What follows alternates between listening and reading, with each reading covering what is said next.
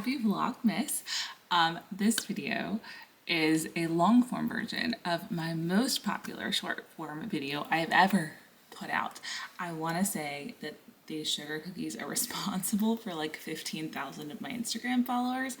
It's had millions of views, thousands of saves and shares, and I always do like the little snippet version of like 90 seconds at the most, but I thought that we would like walk them through completely start to finish together.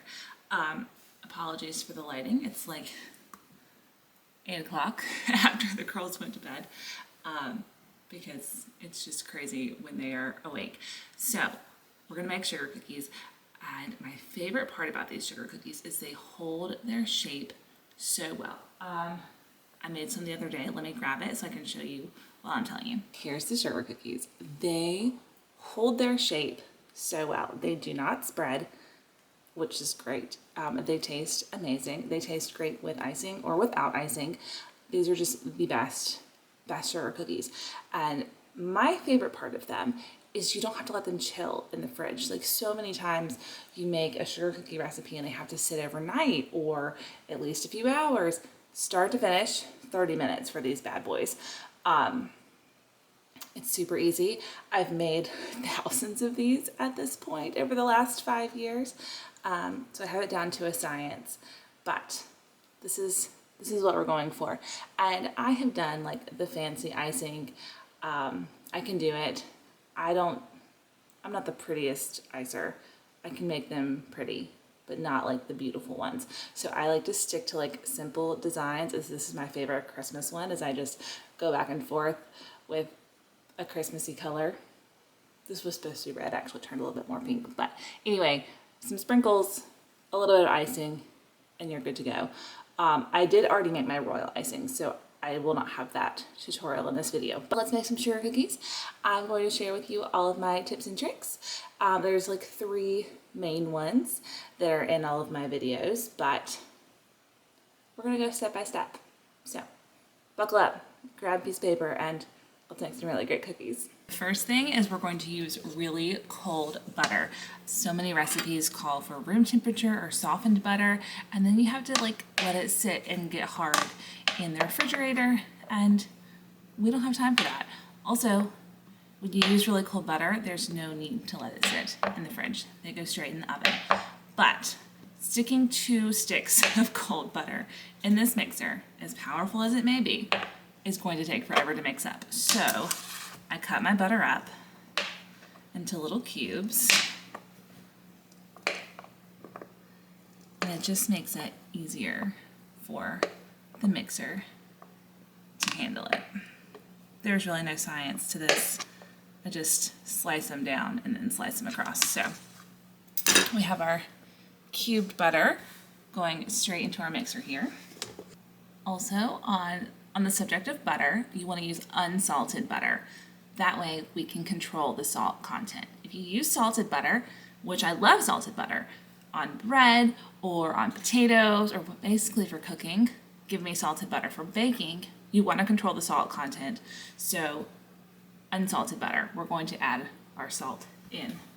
And I just like to use this pink Himalayan salt from Costco, and the official recipe calls for half a teaspoon. We're just going to do like 5 salt, and then a cup of sugar. I can find my, oh, here it is. You're right in front of the sugar, and I did not see it. Oh, goodness. Hopefully that didn't just wake the girls up. All right, cup of sugar, salt, and butter going in. And you're going to use your paddle attachment on your KitchenAid. Now, this is tip number 2, and it's very important. We don't want these cookies to spread. When you beat a lot of air in there, they're going to spread. So you want it on the absolute lowest setting as long as you possibly can. Only when you're mixing it at like the final step, it's going to start like making a noise like it's struggling. Then you have my permission to bump it up to a higher speed. But we're gonna start off with 1 for as long as physically possible. Going in, lowest setting, really cold butter. We are not creaming this. This is not going to be smooth. Like, it's going to be chunky. There's going to be some lumps in it, but that's okay. Point, it looks like this. It's very lumpy, big chunks of butter still, but this is totally okay. We are not creaming our butter and our sugar. Next up is a cold egg. Now, on one of these videos, I cracked an egg directly into my mixer, and the internet lost its mind. It was like, oh my gosh, what if you get shell in there, blah, blah, blah. So, you know what? If I'm just making it for my family, I will crack it right on in. But I'm going to give these to the girls' teachers. So I put my egg in my little ramekin. So in it goes. And it's a cold egg, not a room temperature egg. Sometimes people cook with room temperature. We need cold eggs, and then a splash of vanilla. Technically, it's supposed to be a tablespoon, but I have to cut this recipe that I have in half because my mixer just cannot handle it. So about half a tablespoon of vanilla and your egg. Once again, very lowest setting. We're not creaming. This is not going to be pretty. This is actually the grossest stage. It looks like curdled nastiness. But it's going to be okay, I promise. All right, like I said, curdled, kind of gross, still very chunky, but everything is mixed. It's incorporated, I guess, is probably the best way. It's not exactly mixed, but just stick with me. And then lastly, we add 3 cups of flour. Hold on.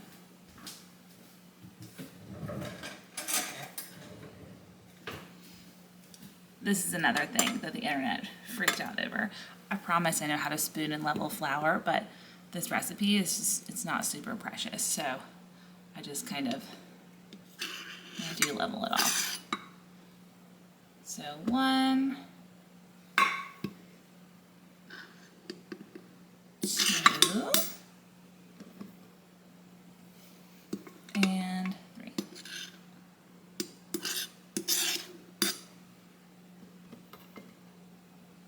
Okay.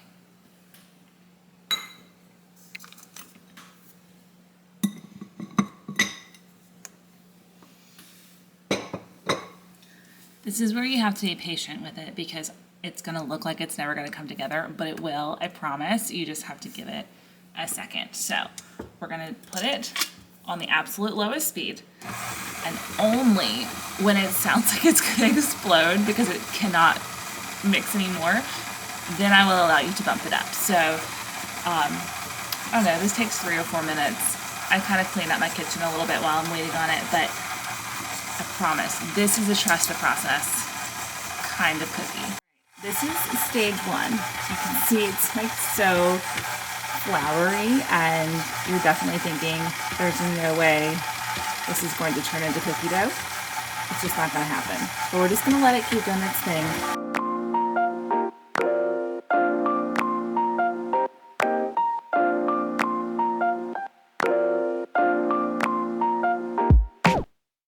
Okay, you hear that? The mixer is like really upset with me. I'm gonna bump it up to 2.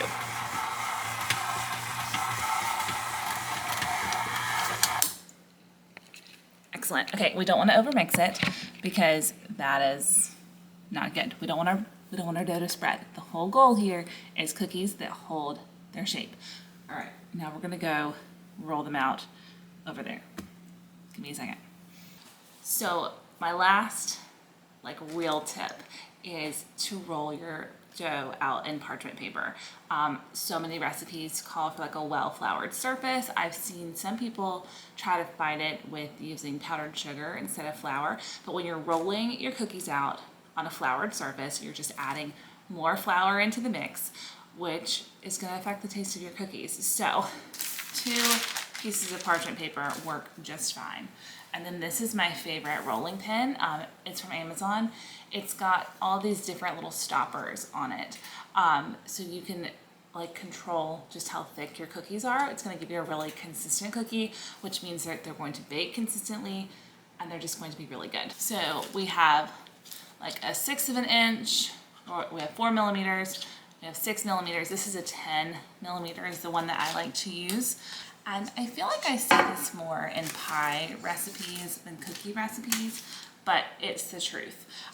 You want to shape your dough into like a disc form before you start rolling it out, because if you just have like a big mound of dough, trying to work that down, it's going to take forever. So I definitely don't over like knead or work my dough here, but I have definitely found if you kind of get it in a disc shape, it just makes it easier with the actual rolling. So.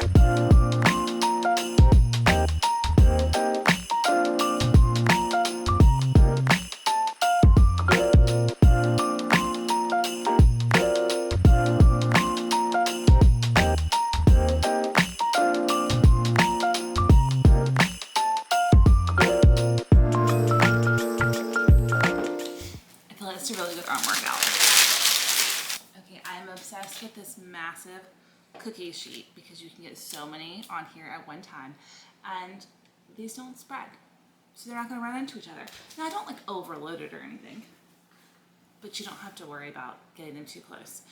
This is my favorite Christmas tree cookie cutter. It is years and years old. I have no idea where it's from, but we are just gonna make us some little trees. It cuts out so well, holds its shape, and you know, I just like carefully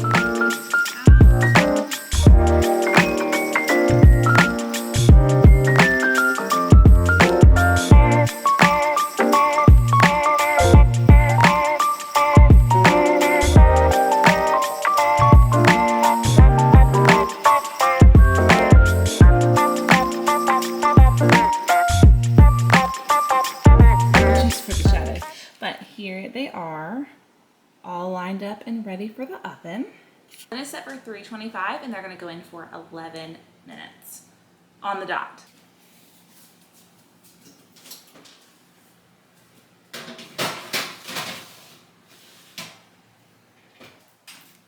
All right, I have about 2 minutes before I need to pull those out.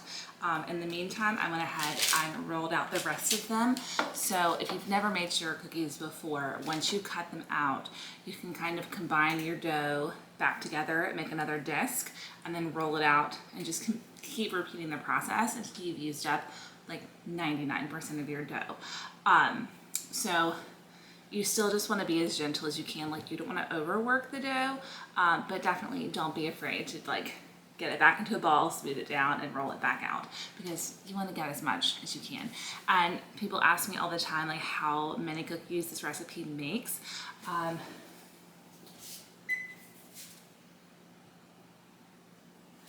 got 10 on that sheet and 9 here, so depending on the size of your cookie cutter, you can probably get 2 dozen out of them. These are like probably 2.5, 3-inch cookie cutters.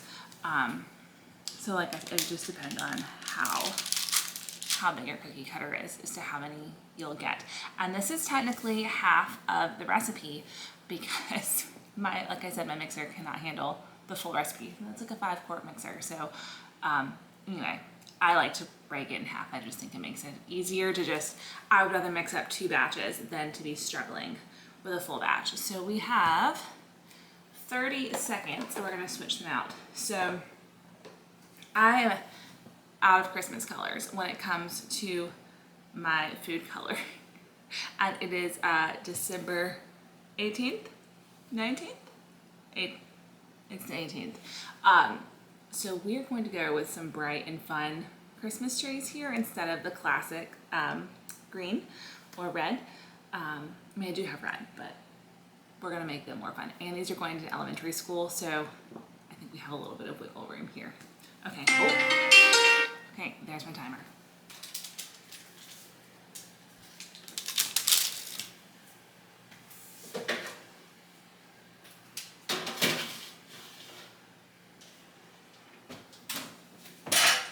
Start my next timer. The same shape, they haven't spread, they're just happy little trees that look just like they did when they went in. They might look a little pale, I promise they're cooked through.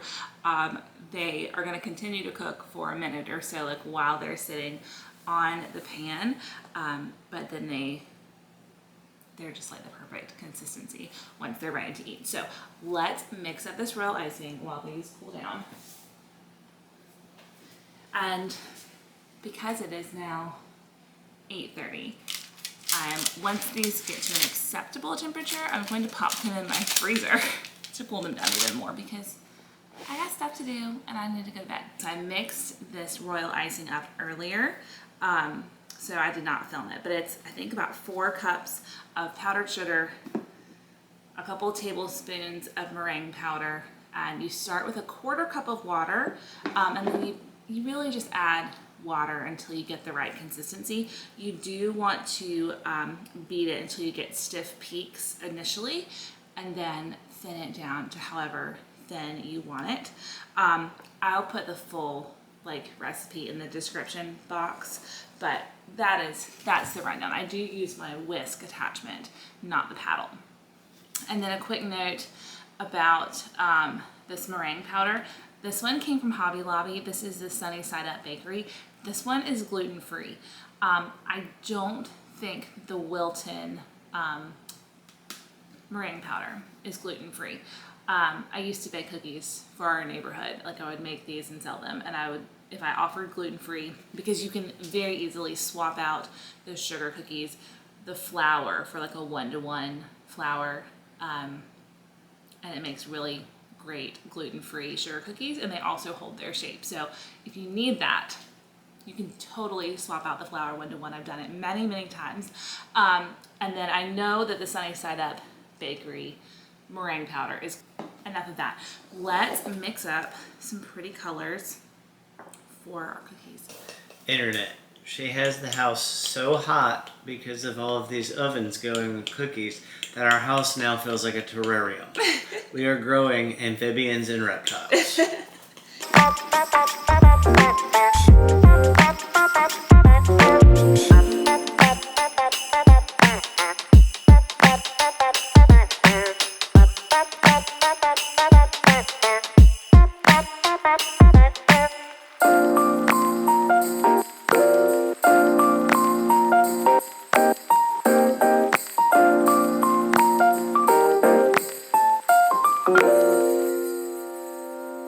So to ice these cookies, I like to take the simple approach. I have tried fancy cookies before. I've been relatively successful with fancy cookies, but I just like something that is quick and easy and cute, and that's not going to take me all night. So with these trees, I generally just kind of go back and forth, like the one that I showed you at the very beginning of this video. But tonight, we mixed up some more fun, like girly colors. So I just went back and forth on these trees. And now that they're all together, they look like Saved by the Bell trees to me, with the pink and blue and purple. But anyway, we're just gonna let these harden up. The meringue powder is what sets the icing. So in the morning, I'll come back and they'll be totally like crusted over. You can stack them, and they're really yummy. So that's the cookies. I hope you enjoyed the recipe. Let me know if you make them. But also, I love to bake. I love to be in the kitchen. Like, cooking is such my love language, but I share so much more than just cooking. So if you find me from this video, stick around for all the other fun too.